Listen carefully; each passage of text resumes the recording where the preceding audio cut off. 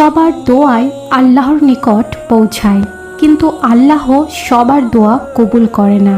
আবার কিছু মানুষের দোয়া সাথে সাথে কবুল হয়, কিন্তু আমরা দোয়া কবুল হলে বুঝতে পারি না। কিন্তু অনেক আলেমগণ কিছু দোয়া কবুল হওয়ার আলামত সম্পর্কে বলেছেন। দোয়া কবুল হওয়ার লক্ষণগুলি হলো, বেশি বেশি কান্না আসবে। কান্না করলে আল্লাহ তার দোয়া কবুল করে, এই কথাটা আমরা অনেক আলেমদের মুখে শুনতে পাই। দোয়ার সময় বেশি বেশি কান্না আসলে এটি একটি দোয়া কবুল হওয়ার আলামত। গা শিরশির করে উঠবে। মানুষ কান্না করলে আল্লাহ তার রহমতের ফেরেশতা পাঠান। ফেরেশতারা আমাদের শরীরে স্পর্শ করলে আমাদের গা শিরশির করে ওঠে।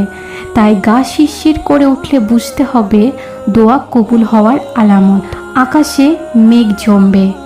অনেক আলেম এই কথা বলে যে দোয়ার সময় যদি আকাশে মেঘ জমে তবে বুঝতে হবে দোয়া কবুল হওয়ার আলামত। শরীরে ঠান্ডা অনুভব হবে। আল্লাহ যখন তার কোনো প্রিয় বান্দার দোয়া কবুল করে তখন সে তার মনে অনেক শান্তি অনুভব করে।